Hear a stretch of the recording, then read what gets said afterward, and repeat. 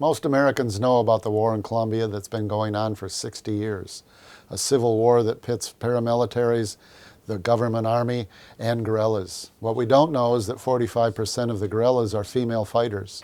Join me today on Roundtable Perspective with Dr. Elizabeth Lozano from Loyola University, who has done research on national identity, militarization, and gender roles in Colombia today.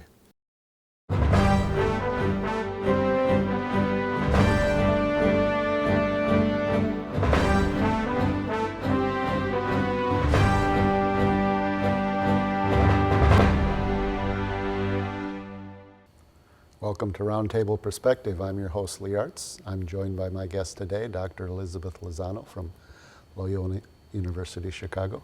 We're here to discuss in part, the conditions in Colombia, but more specifically, conditions in Colombia and how militarization and violence relates to gender identity. So, thank you for joining us today, Elizabeth.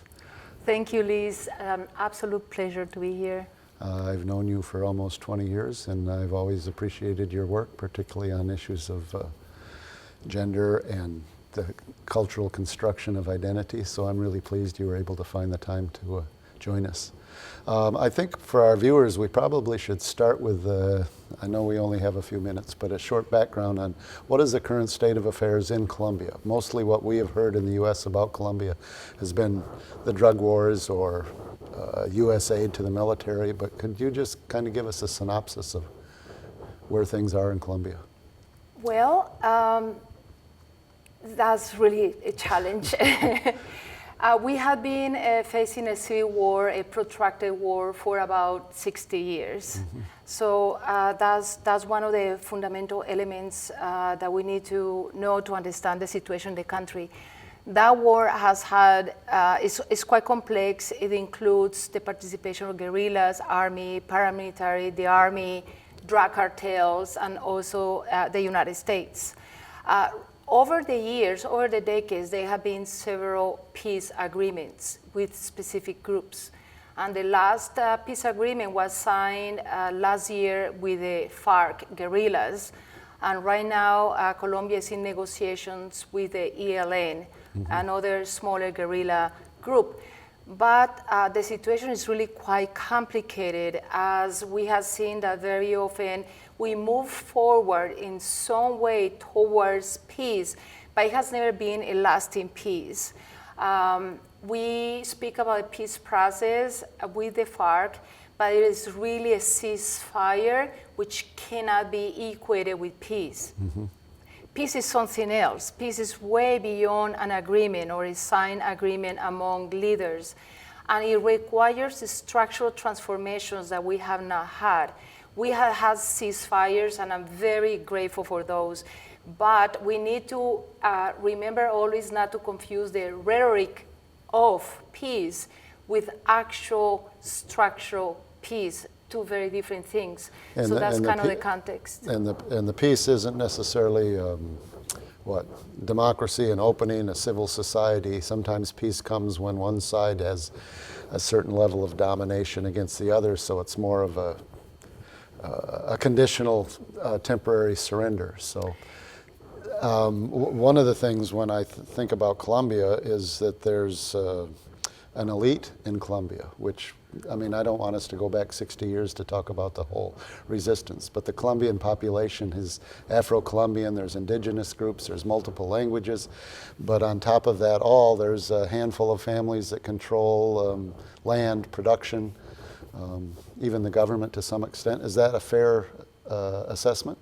It really is. I think in political terms and cultural terms, the Colombian elites are not that different from American elites. They actually have the same interests, and those interests do not have Colombia, at the forefront. They have their particular economic, political, even cultural interests at heart, but they are not representative of the country in any way.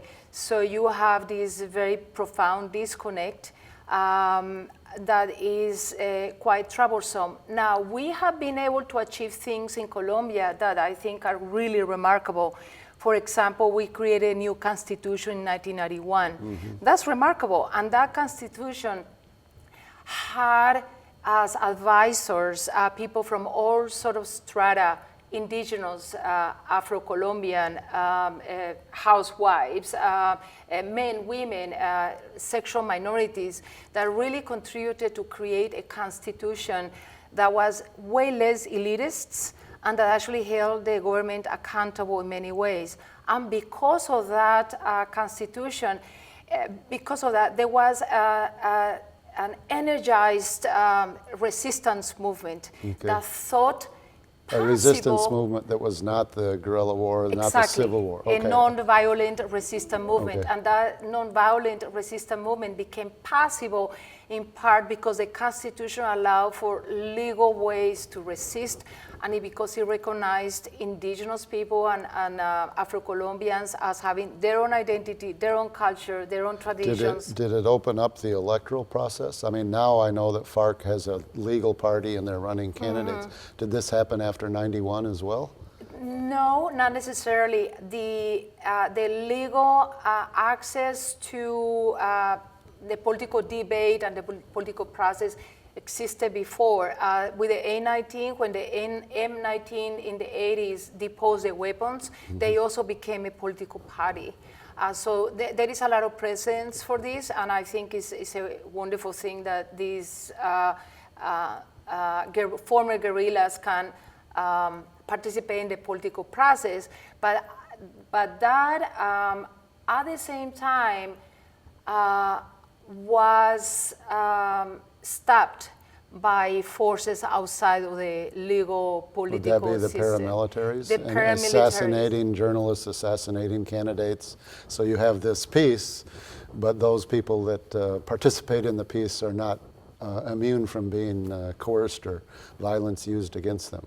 Is that? Yes, okay. Absolutely. So you had peace agreements, and I do not think that we had ever spoken as we are speaking now about Colombia at peace.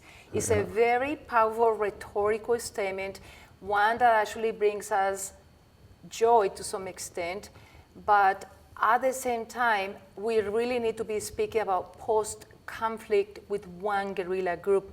Post-conflict does not equal peace in the sense that you mentioned before, peace that includes access and participation into the regular social life. We could have our entire conversation talking about politics in Colombia, but I'd like to be able to bring in, you participated in the National Communication Association Convention last year on a seminar, and you presented your work, your research on the relationship between gender and violence and the militarization in Colombia.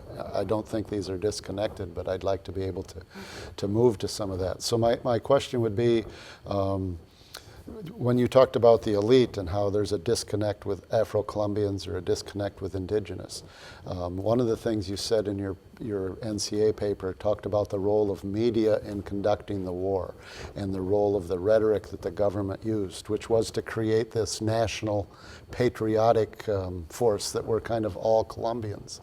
Would you like to talk about how we get from this divided society to where the major media frame is one of we're all Colombians and we have to stop this, and where does that come from and what is the outcome of that? Yeah, I find as a Colombian who I lived in Colombia until I was 25, it has been for me very interesting to see how the army and the perception of the army has evolved and has been transformed.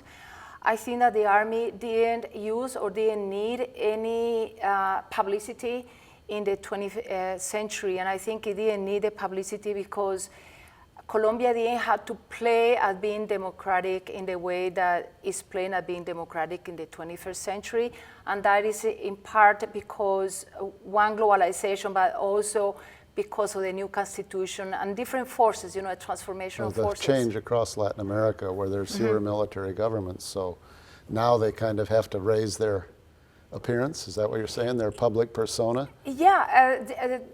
Wow, there are so many things at play here. But one of those is globalization means actually more international awareness of some crass, direct forms of oppression. So actually, Colombia and Colombia military cannot exist without the United States. And it has to please the United States in many different ways, not only in terms of the White House, but also in terms of Congress and in terms of all sort of different constituencies here. So proposing or showing itself as democratic is very important, yes. particularly in the realm of the 21st century when we are a Twitter away from a condemnation or a photograph that includes or proposes the illicit actions of some leader. Mm-hmm. So I think in the 21st century, the army started to create very compelling publicity. Mm-hmm. And that, to me, is an outcome of a more democratic society where the army's power is contested. The thing that strikes me in your essay was the role of the media, and I wondered if you could talk a little bit about what some of those images were to construct nationalism, populism, but within there, what it is to be a man, a warrior, military, mm-hmm. what it is to be a woman, and you need to be defended. How do all those things mm-hmm. come together, and how the media is presenting the current mm-hmm. peace process? It is very interesting, fantastic actually to do this kind of research. I give you one example. There is this one ad in which we see a peasant woman telling a child, please go and tell them. And you do not know who are them or what. And she tells that to a child, and the child runs and tells a truck driver. And the driver goes away and tells a fisherman, and so on and so forth. And as a Colombian, we know that basically a whole country is being covered, including indigenous and Afro-Colombians. Oh, different images. Okay. With different people yeah. telling somebody else something. Yeah. And the last image is a fisherman that approaches a soldier and says, they want you to know that Colombia is behind you. Oh. And the soldier turns to the sergeant and says, they want to thank us. And the sergeant takes a little smile, very proper, manly right. smile, and then keeps marching in the jungle. So each one of these images, that's the commercial that made me cry, each one of these images felt so profoundly yeah. Colombian, because everybody represented is modest and humble and happy yeah. and beautiful and in the countryside. No urban city, no lights, no... Make Colombia great again. Colombia is super great yes. From the bottom. And here is this platoon in the middle of the jungle, and they keep marching. And you know that they are confronting an enemy that we yeah. do not see. So it's beautiful because you could change the enemy. It doesn't age.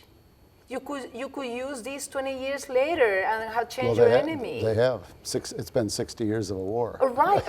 I mean, it's honest. Yes. It's honest because actually the enemy used to be communism, and then it's the drugs, and then it is the criminals, and then after 9/11 we just call them terrorists. Yeah. And under terrorists is anybody who is against, the policies of the state, which, as we know, is the policies of the elite. So very often, those against the policy of the state, so-called terrorists, are nonviolent activists, yeah. and journalists, and yeah. judges, and women fighting for their rights. Well, you say women. I'm sorry to interrupt, but when mm-hmm. you say women, it's like this is one of the primary threads that ran through your research and mm-hmm. in your presentation, because you give that narrative. Well, how does what it is to be a woman appear, maybe not in that particular commercial, but this narrative of national patriotism, militarization, and this is the Colombian woman. Mm-hmm. How does that appear? So there are two things here. One of the things that you see in the commercial is that there are two types of citizens. The armed citizens, and they are all men, and the unarmed citizens, and they are men and women who are poor. Mm. So the Colombian citizenry, the regular Colombian, is portrayed in a feminine way. Okay. It's portrayed as hopeless, obviously unarmed,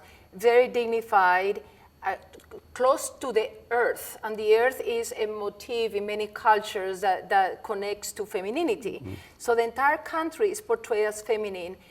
The soldiers are the powerful, in control, masculine, the legal masculine, and that masculine is fighting an enemy that's portrayed as another masculine, but a masculine that is deviant. The typical masculine that we saw in every single war of the 20th century portrayed as the enemy, the rapist, the abuser, and that the Germans spoke about, the Americans spoke about, the Chinese spoke about, is the same. This is so archetypal, it's not even funny.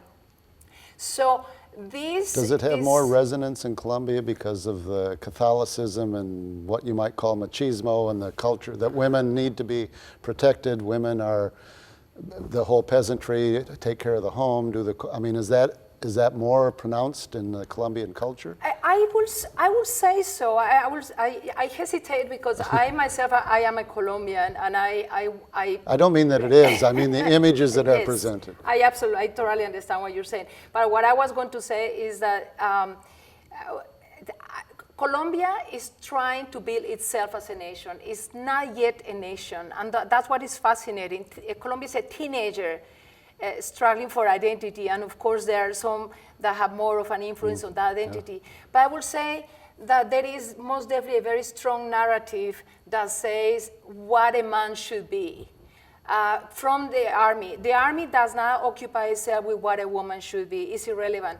But it's very clear on what a soldier should be. And a soldier should be honorable, ready to die, a hero, strong, ethical, and this is a long list. And the army is very explicit about it. And what remains unnamed very often, but just as powerful, is who is he defending? He's defending women, and he's defending the feminine to the masculine, and the masculine in this case is the army, and it's the state that is being defended by the army. And that it becomes very clear because we have a common Catholic discourse about what a proper man and a proper woman does. So you have this very powerful media discourse that simultaneously teaches me what we believe, but it also shows me that it's not very powerful because we need to say it. That really shows that we have not fully believed that. So two things about that. I grew up in a place where the army was more feared than the common criminal. Okay, I see a thug running, and I see a police officer or a soldier running after a thug. I run with a thug.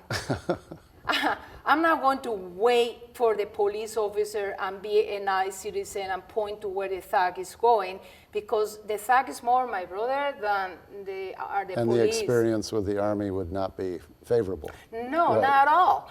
And is that true today, you think, or do you think that's... It is changing, and in fact it is in part changing because of the publicity. We are building a respect for the army that didn't exist, and I think it's completely mediated, and we have the United States as a point of reference. This is actually very much with the input of the United States.